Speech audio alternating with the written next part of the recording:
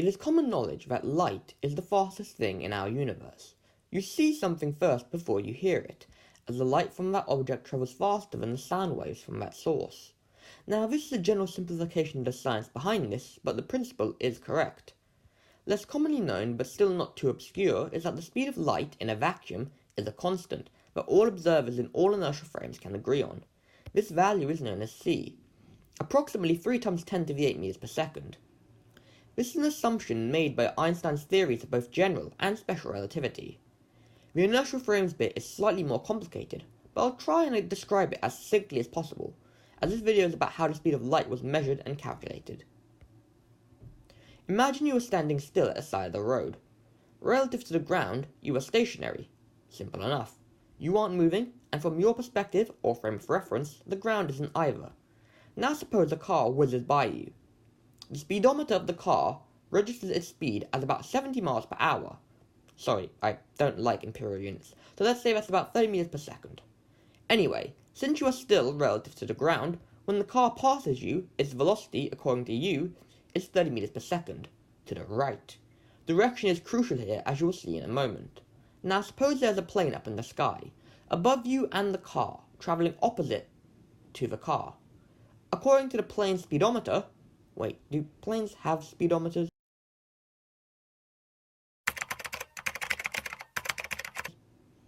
The official name for an aircraft speedometer is an airspeed indicator, or ASI. Okay, so yes, the ASI of the plane registers speed as about 270 meters per second. And from your frame of reference, the plane is moving with a velocity of 270 meters per second to the left. So far, so good. But who is to say that one frame of reference is objectively right? We can just as easily consider the frames of reference for the driver of the car and the passengers on the plane. If we do that, we find out that each observer records different velocities. From the driver's point of view, the car is stationary. The ground is moving to the left at 30 meters per second, but the plane above is moving to the left with 300 meters per second. This is because the car is moving in the opposite direction, so we add the vectors together. So, from the point of view from someone in the car, the plane is moving away faster than from someone standing on the side of the road. Finally, let's consider the perspective of a passenger sitting on the plane. Once again, the passenger views the plane as stationary. This is something you have likely all experienced. If you've ever been on the plane whilst it's in flight, not taking off or landing, and had the windows closed, it feels like you are just sitting at home. If a passenger from the plane, for some bizarre reason, had the power to see the car from that high up, through the clouds, and were to measure the velocity of the car, they would see the car moving to the left at 300 meters per second. This is again due to the directional nature of vectors. Taking the right to be positive, for instance, the car has a velocity of 30 meters per second, and the plane has a velocity vector of minus 270 meters per second. 30 minus 270 is 300 meters per second. So, how can the passenger on the plane, the driver in the car, and the person on the ground all be stationary?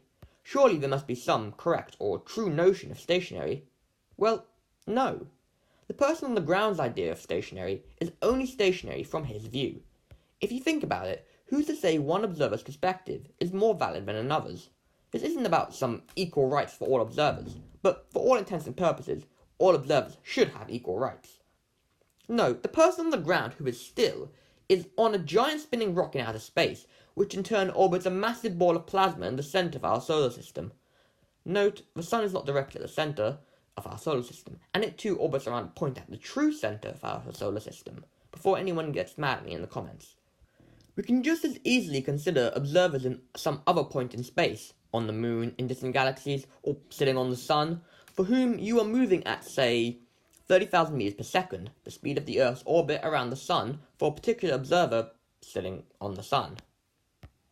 What does this have to do with the speed of light? Well, as I said at the start of the video, the speed of light is a constant. Suppose a person on the side of the road shone a torch. They would measure the speed of light as 3 times 10 to the 8 meters per second. Now the driver in the car would also measure the speed of light from the torch as 3 times 10 to the 8 meters per second, regardless of how fast the driver in the car was moving. And if the driver were shining headlights, both observers would agree that the speed of light was c. This applies to the plane as well. if it were to shine its headlights... Wait, do planes have headlights? Do planes have headlights? Though aircraft do not have headlights in the traditional sense, they do have a plethora of illuminations, each performing a different function. No. Well, point still stands. The velocity of each observer is irrelevant. They all agree on the speed of light as c. Note again, c is the speed of light in a vacuum, so in air the speed of light is lowered, hence they would record the value of light speed as slightly less than c. So that is a lot of theory, which scientists have taken to be true. So that begs the question, how did we discover the speed of light? I mean, 3 times 10 to the 8 meters per second is a big number. Something moving that fast must be difficult to measure. To put that into scale, the speed limit in the UK is 70 miles per hour on the motorway. In comparison, light travels at 670,616,629 miles per hour. About 9.6 million times faster. Light is definitely breaking the law and would be arrested if the police could ever catch it. Which they can't, because it's too fast. And also because light is not a sentient thing and is intangible, thus harmless, and... well, this joke is terrible. Moving on. Prior to the 17th century, most scientists believed light was transmitted instantaneously. Most famously, this view was argued by French philosopher Descartes. This idea was supported by observations made during a lunar eclipse. During the eclipse, there was no noticeable lag in the position of Earth's shadow on the moon. Scientists concluded that the speed of light was hence infinite, as if it were not, there would have been a detectable lag in the position of the shadow. In modern times, we know that the speed of light is too fast for such a lag to be noticeable. Italian physicist Galileo, whose face is definitely on the Mount Rushmore of physics, and perhaps even science as a whole, had his doubts about an infinite speed of light. He devised an experiment to measure the speed of light. His idea was surprisingly simple. 2 people with covered lanterns would stand a known distance apart. The first would uncover their lantern, and as soon as the other saw the light, they would uncover their own lantern. It is unknown whether or not this experiment was ever attempted due to contradictory sources, but regardless, such an experiment would fail, and did if it was actually performed in the early 17th century, as the distance apart is far too small and light moves too fast for it to be measured in this manner. The first successful measurement for a value of c was made by Danish astronomer Olaus Rømer in 1676. Rømer worked at the Paris Observatory at the time, and stumbled across his value of c by accident. It wasn't his intention to find the value of the speed of light. Instead, he was compiling observations of the orbit of Io, Jupiter's innermost moon, discovered by Galileo in 1610. Rømer wanted to determine a more accurate value for Io's orbital period, the time taken for the satellite to complete one revolution around Jupiter, by timing the eclipses of the moon by Jupiter. Observations like these were significant at the time. Galileo himself suggested that tables of the orbital motion of Jupiter's moons would allow them to form a sort of sky clock.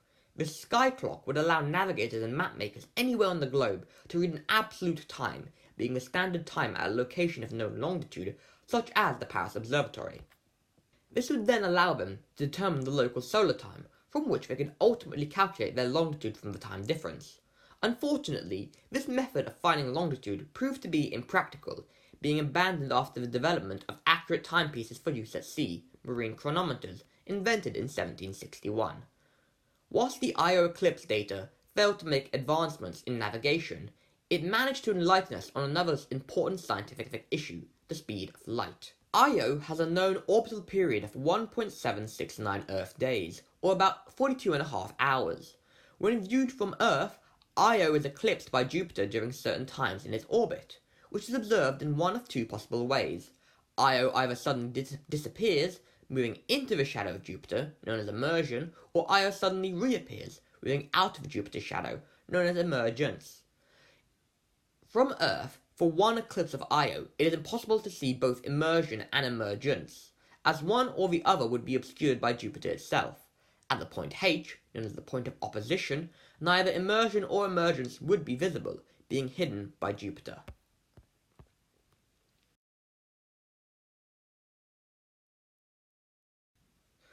L to K represents roughly 4 months following the opposition of Jupiter. During this time, it is possible to see Io emerge from its eclipses, while for 4 months prior to the opposition, represented by F to G, it is possible to see the immersion of Io into Jupiter's shadow. For nearly half a year, 5 to 6 months, it is impossible to observe any eclipses of Io at all, as Jupiter is too close in the sky to the Sun. Increasing the challenge even more is that not all eclipses of Io are observable from any given point on Earth. Some eclipses will happen at a daytime for a given location, whilst others will happen while Jupiter is below the horizon and thus hidden by the Earth itself. Rømer, in spite of the difficulties, managed to time the eclipses over a period of many years. It was doing this that caused a peculiar observation. The time interval between successive eclipses varied at different times of the year. These variations led to his deduction that this phenomenon was an observational effect, as he was confident that the orbital period of Io remained constant. Having access to the orbital paths of both Earth and Jupiter, Rømer noticed a relationship between the orbits and the time between eclipses. The time between successive eclipses gradually decreased as the Earth moved towards Jupiter in its orbit, and gradually increased as the Earth moved away from Jupiter. These differences accumulated such that Rømer could make more accurate predictions about the eclipses of Io. From the data, he estimated that when Earth was closest to Jupiter, E1 on the diagram, the eclipse of Io would occur about 11 minutes earlier than the time predicted according to the average orbital period of Io, calculated over many years. Furthermore, the eclipse of Io that would occur 6.5 months later, when the Earth was at E2, the farthest point from Jupiter in its orbit, would occur 11 minutes later than expected. Since he knew that Io's orbital period was not affected by the relative positions of Earth and Jupiter, Rømer concluded that this difference in times must be a result of a finite speed of light. Light from Jupiter must travel a greater distance to reach Earth when the two planets are opposite sides of the Sun compared to when they are closer together. He estimated that light would require 22 minutes to cross the diameter of Earth's orbit. Thus, the first measured value of c could be found by dividing the diameter of the Earth's orbit by the time difference. Through a series of reasoned arguments, assumptions based on astronomical data, and a lot of trigonometry, the first value of c was obtained. There is some controversy surrounding this issue. Technically, Rømer did not calculate the first value for c, as his original paper did not give a value for the speed of light in Earth-based units. Credit for this usually goes to Dutch scientist Christian Huygens, whose arithmetic led to a value of, drumroll please, 111 million twasses per second. What? Oh right, no one uses twasses anymore. So, the twass is just under 2 meters. More accurately, it is about 1.949 meters. So, doing a bit of maths, 1.949 times 111 million gives us a value of 214,390,000 meters per second, or about 2.14 times 10 to the 8 meters per second. That gives a percentage error of 28.5%, or in other words, his calculated value is about 71.4% of the modern agreed upon value of c, 3 times 10 to the 8 meters per second. Not bad for the late 1600s, however it should be noted that Huygens' estimate was far from a precise calculation, which even he admitted at the time. Rather, the value was an illustration of the order of magnitude of the speed of light. He claims in, and pardon my French, Treatise sur la lumière, if one considers the vast size of the diameter KL, which according to me is some 24,000 diameters of the Earth, one will acknowledge the extreme velocity of light. For supposing that KL is no more than 22,000 of these diameters, it appears that being traversed in 22 minutes, this makes the speed of light 1,000 diameters in 1 minute. That is 16 2/3 diameters in 1 second, or in 1 beat of the pulse, which makes more than 1,100 times 100,000 twasses. Further errors arise from the fact that Rømer's estimate for the maximum time delay was incorrect. Rømer estimated it was 22 minutes, when in reality it was 16.7, and also due to imprecise astronomical data, particularly concerning the knowledge of Earth's orbital diameter. So while this value may not be the most accurate, it was still a huge leap forward. Rømer's data provided the first quantitative estimate for the speed of light, and the values derived from his work were along the right lines. Notably, whilst later discussion has been about crediting Huygens over Romer, Huygens was quite a good guy about the whole thing at the time. He was not concerned about the 9% difference between his preferred value for the distance from the Earth to the Sun and the one he used in his calculations from Romer. He also spoke very highly of the immense achievement Romer had made. I have seen recently with much pleasure the beautiful discovery of Mr. Romer to demonstrate that light takes time in propagating, and even to measure this time. No scientist, not even the great Isaac Newton, another face on the scientific Mount Rushmore, bothered to calculate c in Earth-based units. Hence, the next recorded value of c was probably the work of French author Bernard Fontenelle. Working from Romer's results, he concluded that the speed of light was 48,230 meters per second. Oh no, not again. This speed is about 214,636 kilometers per second, or about 2.15 times 10 to the 8 meters per second in SI units. Very slightly higher and thus very slightly more accurate than Huygens. When I say slightly, I mean it. His value gives a percentage error of 28.45%, so still 28.5% to 3SF, like Huygens. But there we go, that was the first measurement, or measurements, of the speed of light. Not bad for our first shot, or shots. The next person to pick up the torch, pun entirely intended, was English astronomer James Bradley, and his result was much, much closer.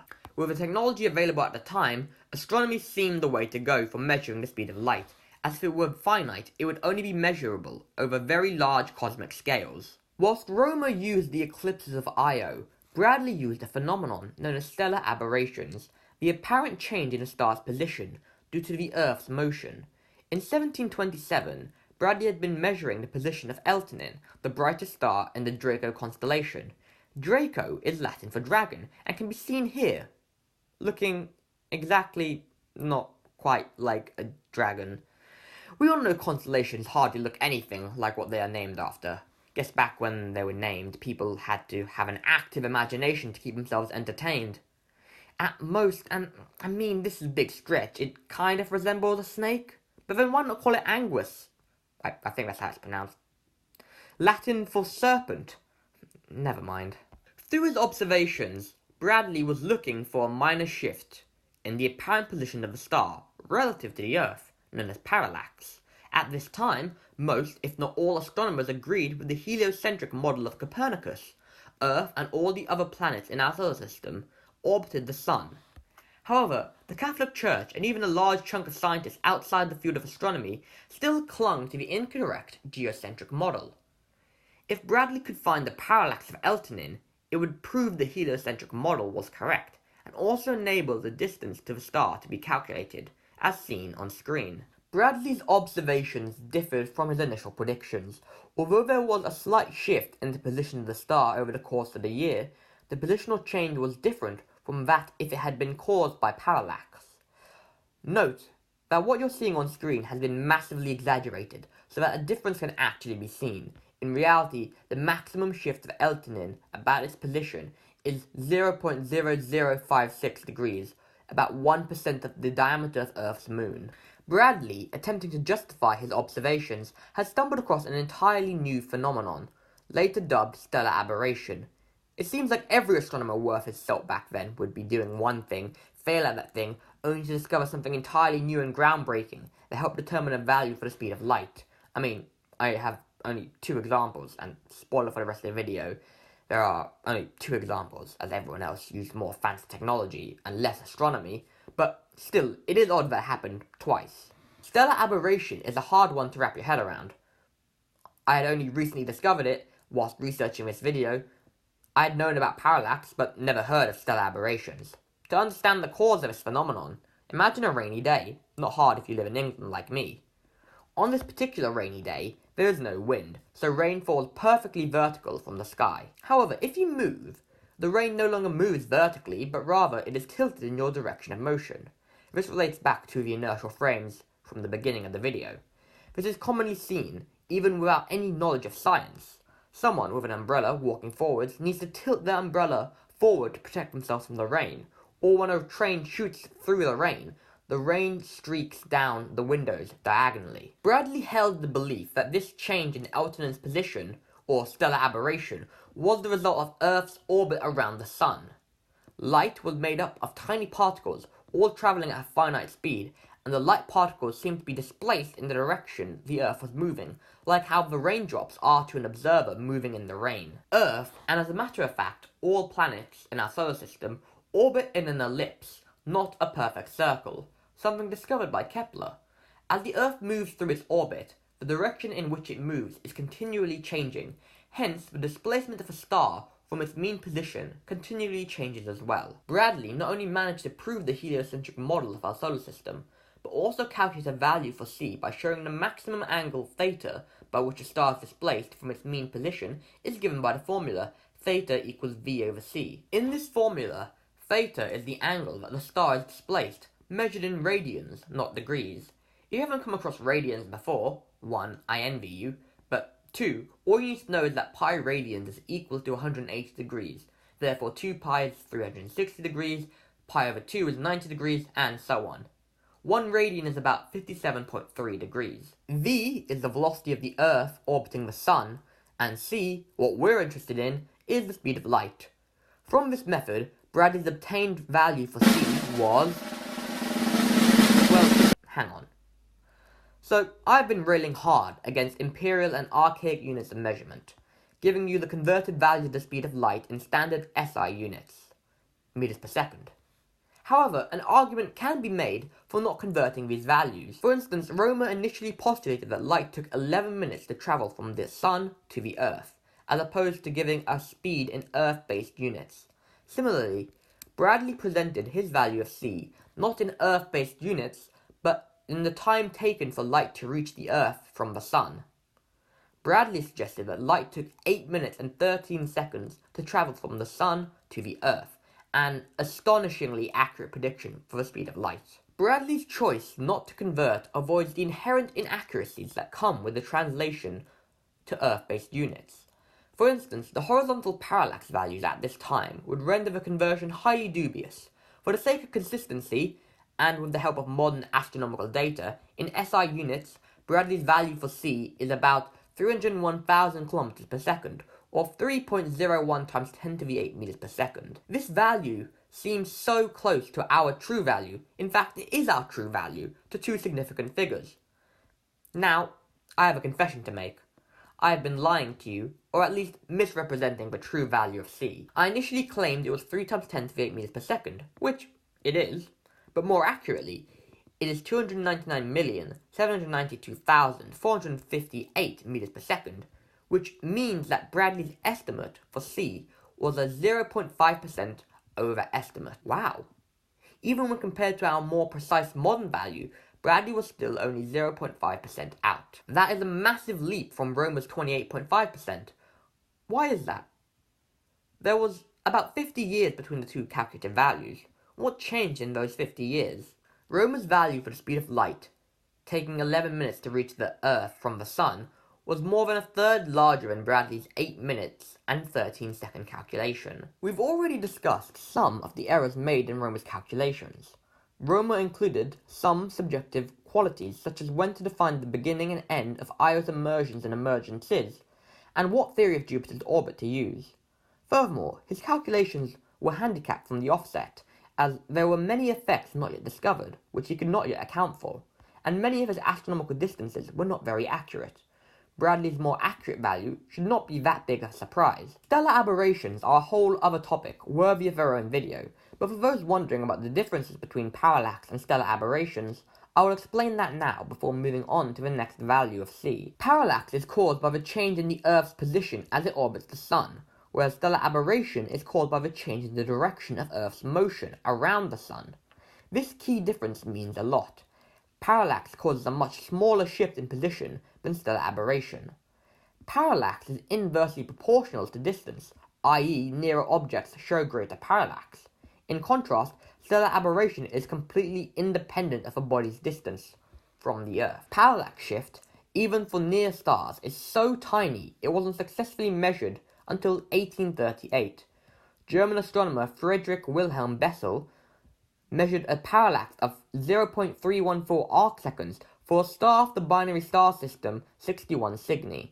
1 arcsecond is 1/3600th of a degree, so incredibly small.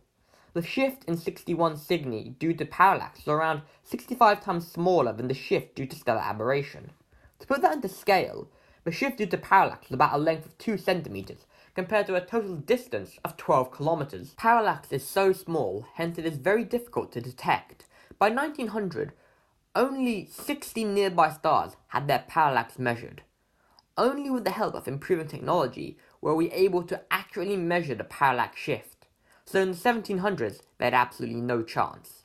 Luckily for them, they discovered a new phenomenon, otherwise that would have been a really disappointing turn of events. So far, we have seen astronomers calculate the speed of light, but it wasn't until 1849 that the speed of light was first measured by experiment on Earth. The man responsible for the first terrestrial determination of c was French scientist Armand Hippolyte Fizeau. Fizeau? I'm gonna go with Fizeau. I know I could look it up, but yeah. I've done enough research for this video, and pronouncing names is not my strong point, so Fizeau it is. Fizeau's apparatus was far more intricate than the earthbound experiment of Galileo's lanterns. A light source was focused through a beam splitter onto an image plane where a rotating cogwheel with 720 notches was located. The light passing between the teeth of the wheel was then projected onto a mirror about 8 kilometers away from the source. This mirror would then reflect the light back to the point of origin. Fizeau adjusted the speed at which the wheel rotated, such that the light passing through one notch of the cogwheel would be immediately eclipsed by the adjacent tooth. Essentially, light that went through one gap, when reflected back, would be blocked by the tooth next to the gap it initially passed through. When the speed of rotation was increased to 3, 5, and 7 times this base rotation rate, eclipsing of the returning light still occurred. From his data, and knowing both the speed at which the cogwheel rotated, as well as the distance between the wheel and mirror, Fizeau calculated a value of c that was 315,320 kilometers per second, a value limited by the precision of his measurements. This value of c is about 5% off the true value. That might seem like a step backwards, considering that Bradley's speed of light was about 0.5% out. It might appear that 123 years earlier, Bradley had produced a value that was 10 times more accurate than Fizeau's apparatus. However, there are several considerations we need to make. First, Fizeau conducted the first terrestrial experiment for determining the speed of light. His method did not involve piles of astronomical data, and was over a comparatively smaller distance. Second, and more importantly, Bradley's estimate was given in astronomical units, not Earth-based ones. The SI figure I gave you is a latter conversion based on better knowledge of the astronomical distances that we have today. Whilst Bradley's value may have been more accurate, Fizeau's value was in a completely different system of measurement and had a more local scale, so it is not surprising the error is slightly higher. It is still remarkable that this was even achieved. Like Huygens before him, Fizeau was not concerned with a highly accurate or precise measurement, and was more concerned about the method. His experiment was a demonstration of how the speed of light could be determined terrestrially, and would inspire scientists to use similar methods in the future. Fizeau's experiment would go on to be later modified by his friend and fellow French physicist Jean-Léon Foucault. Foucault made one key improvement to the apparatus. He replaced Fizeau's rotating cogwheel with his own rotating mirror. Now, the maths behind this is a bit complicated, and I can't lie, it confuses me at several points, but I'll try my best to simplify it. Here goes. Light from a slit S reflects off the rotating mirror R, forming an image of the slit S on the stationary mirror M. This light is then reflected back to reform an image of the original slit. If mirror R is stationary, the image of the slit S will be reformed at the point S, regardless of R's orientation. If, however, R is rapidly rotating, the light will be deflected away from the original source by a small angle. This is because the mirror rotates in the time taken for the light to travel from R to M, and bounce back. Thus, by the time it returns, R will have moved slightly, resulting in the aforementioned deflection. On screen is a representation of how this apparatus works. When R is not spinning, an image of slit S is formed on the spherical mirror M. The image that is reflected forms on S regardless of the tilt of R. When R is rotating rapidly, the reflected light from M bounces off R, that has changed position by angle theta since the light left R. The telescope shown detects the reflected image of S at an angle of 2 theta relative to the position of S. Now for some fun equations. If we know the distance between the mirrors, h, we can work out the time between the first and second reflections. This works out to be 2h over c, where c is of course the speed of light. If the mirror rotates with an angular velocity omega, it turns through an angle theta during the round trip of light. This angle is given by the equation theta equals 2h omega over c, which in turn becomes omega t. Rearranging the equation for c, we get that c equals 2h omega divided by theta. In 1862, Foucault determined a value of c of about 298,000 kilometers per second, or 2.98 times 10 to the 8 meters per second.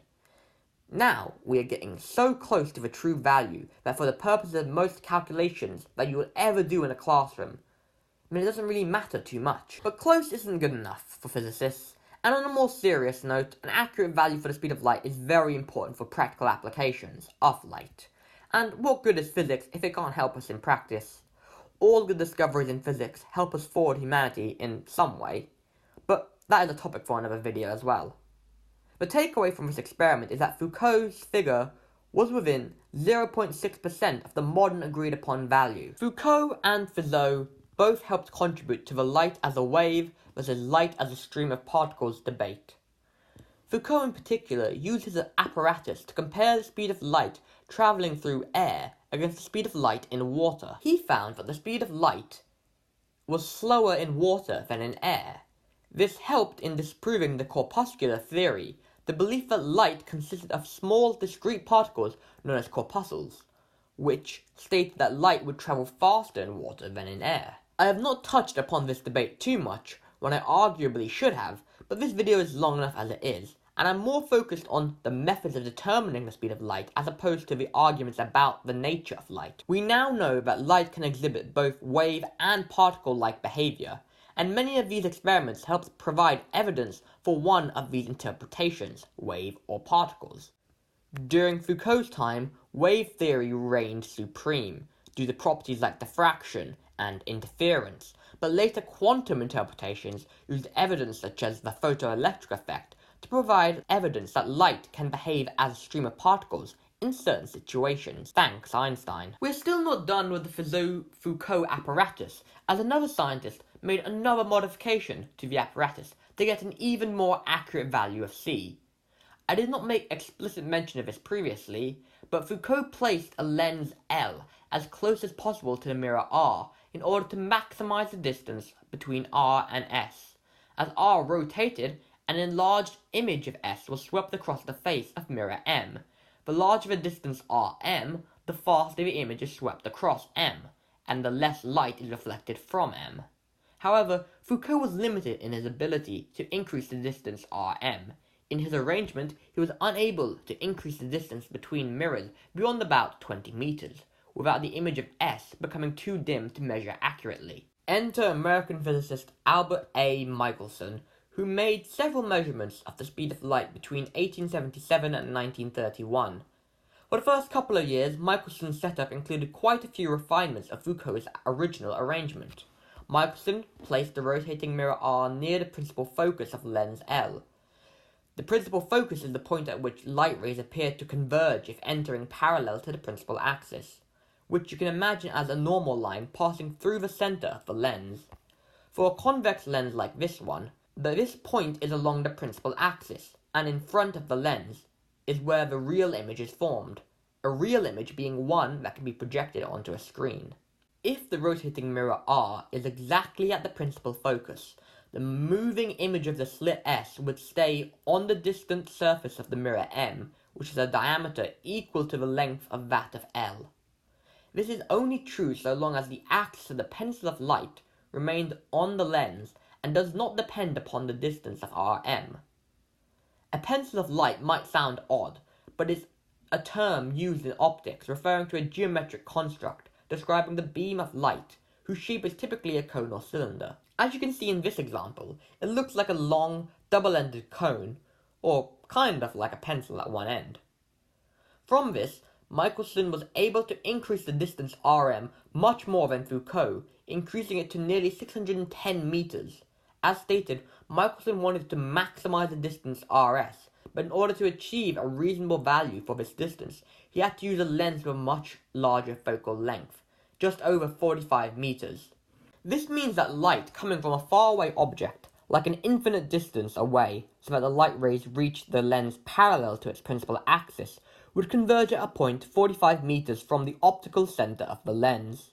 Michelson had to compromise in order to make this setup viable, placing mirror R about 4.5 meters closer to the lens L than the principal focus.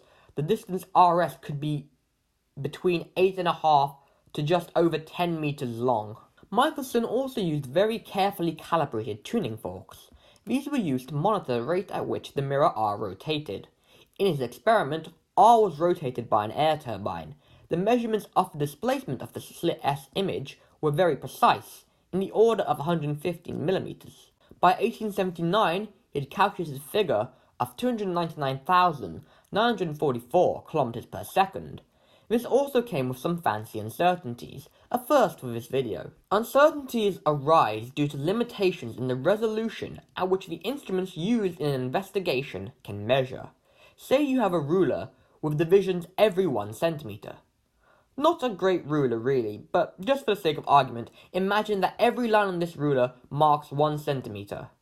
This is the smallest division, so the uncertainty is this value halved, so plus or minus 0.5 centimeters. This basically means any value you measure could be bigger or smaller by half a centimeter. This is a very simple view. When you do experiments as elaborate as Michelson's, you have lots of different measurements from lots of different apparatus, so you may need to combine uncertainties, which can get very messy very quickly. So we're just going to move on. Michelson gave his value for C, 299,944 plus or minus 51 kilometers per second.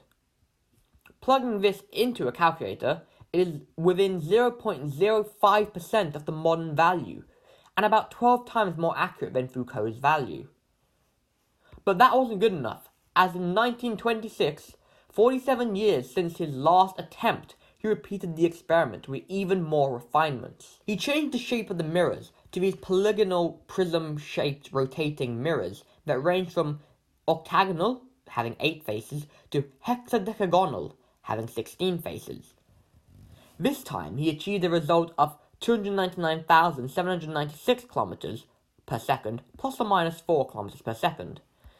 This was only 4 kilometers per second higher than the currently accepted value.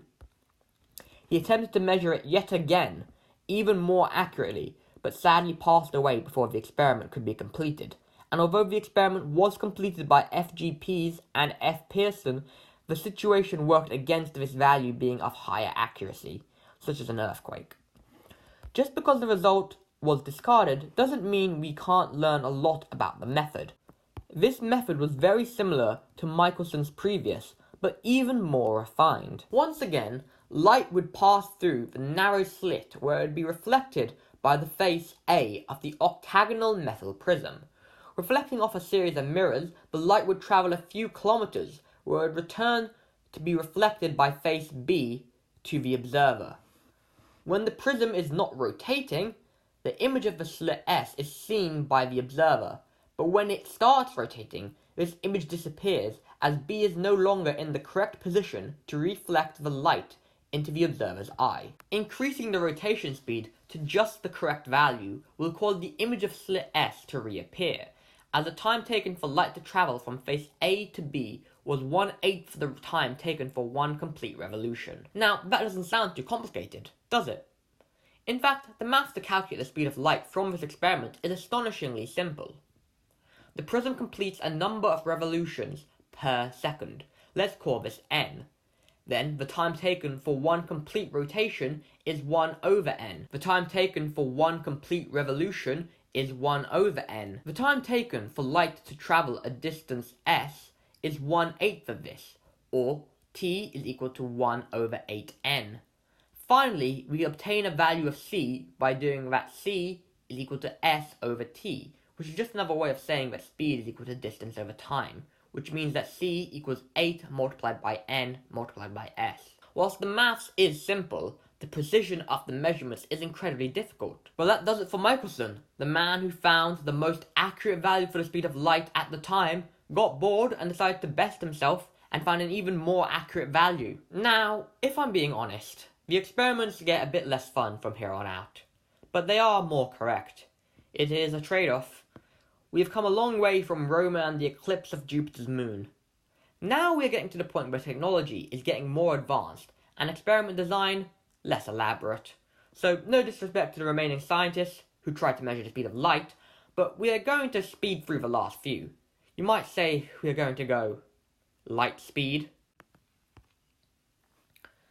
In 1946, Lewis Essen and A.C. Gordon Smith used a device known as a cavity resonator to measure the speed of light. This method uses the standard wave equation you will have seen at school, c equals f lambda.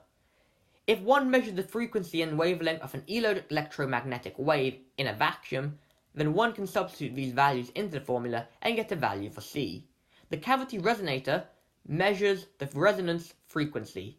If the dimensions of the resonance cavity are known, then the wavelength can also be determined, and just like that, the value of c drops right out of a hat. The result was 299,792.5 plus or minus 3 kilometers per second. Much more precise than those found by optical techniques. A bit lower than Michelson's final value, so a bit closer. By a bit closer, we are so close to the true value that subsequent improvements seem less impressive. This method is based on standing waves and modes. This method can be carried out at home using a microwave oven. In fact, some of you may have done this in class or had it demonstrated to you. Basically, you can use a chocolate bar to measure the speed of light. First, remove the turntable so the bar remains stationary. Then cook the chocolate bar. The bar will cook fastest at the antinodes of the microwaves, where the wave amplitude is the greatest, thus will begin to melt. The distance between adjacent melted spots is half the wavelength of the microwaves. You can measure this distance and multiply by the wavelength of the microwaves, which can normally be found on the back of the device, and is usually around 2450 MHz, to obtain a value of c with an error below 5%. Oh, quick tip whilst you're doing this, only eat the chocolate after you get a value for c, otherwise you may get a less accurate value. Next up is K.D. Froome. In 1958, he used interferometry to find the speed of light. This method of interferometry is a method to find the wavelength of an EM wave to determine a value of c. A coherent beam of light of known frequency is split to follow two separate paths, only to be recombined. If one adjusts the path length whilst observing the interference pattern and then carefully measuring the change in the path length, the wavelength of light can be determined. Since you know the frequency, you can now plug it into the wave speed equation and you're done. K.D. Froome performed his experiment with coherent radio sources. This meant that the determined wavelengths would be less precise, as radio waves have the longest wavelength by far. The precision could be improved by using shorter wavelengths, but then the frequency of the wave is more difficult to measure. Spoiler alert, we overcame this issue, and that is how we get to our final experimental value. In 1972, we were living in the world of science fiction, as laser technology was now available. Lasers produce a coherent beam of light, so were perfect to use for interferometry. Deal with the frequency issue, mentioned earlier, start with a low frequency signal, one which you can measure precisely, before progressively synthesizing higher frequency signals whose frequency can be linked to the original signal. Then our fancy laser can be locked to the frequency. Once again, the wavelength can be determined by interferometry. A group at the National Bureau of Standards, or NBS, which later became NIST, did just this. In 1972, they measured the speed of light in a vacuum with an unimaginably small fractional uncertainty of 3 times 10 to the minus 9. Their final value for C was 299,792.4562 kilometers per second.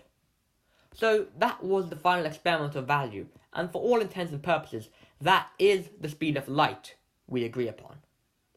But if we want to get technical, the speed of light was determined to be 299,792.458 kilometers per second. This happened in 1983. Prior to 1970, the definition of the meter was always ahead of the accuracy of the measurements for the speed of light. But soon, technology such as lasers and accurate cesium clocks enabled much more accurate measurements. By the 70s, the speed of light was being measured so precisely that it became more practical to fix the value of C in the definition of the meter using atomic clocks and lasers to measure accurate distances instead. In the present day, C, the speed of light in a vacuum, is defined to have an exact value in SI units. Since 1983, the meter has been defined as the distance light travels in a vacuum during a time interval of 299,792,458 of a second. In other words, the speed of light is the reciprocal of this, 299,792,458 meters per second. This was agreed upon at the most exciting conference of all time, the 17th GCPM, the General Conference on Weights and Measures. Exhilarating. If you're wondering about the acronym and why it doesn't match the full title, the acronym stands for the French. Okay, this is going to be difficult. It's been a while since I've done French, so if you're good at French or you speak French, I'm sorry. Conférence Générale des Poids et Mesures. But that is finally it. We are done. Of course, I've neglected two things that might be of interest. First of all, I neglected the contributions of theoretical values of C based upon Maxwell's theory of electromagnetism. Using mu0 and epsilon naught, which are constants of a vacuum, you can determine a speed of light. But Path G already made a great video covering the topic, so go check that out. Second, whilst researching this video, I stumbled across a Veritasium video I hadn't seen. It shows that all measurements for the speed of light involve measuring the two-way speed of light. We send out a light signal, which is then reflected back. We assume the speed of light is the same going forwards and backwards, but the math still works if the speed of light is half of c when travelling forwards and instantaneous when travelling backwards. Go check out the video linked below for more details. It is one of the most fascinating science videos on the platform. I would be surprised if you hadn't watched it already, but you had watched this video, considering that video has 8 million views. Anyway, thanks for watching this video. I hope you enjoyed.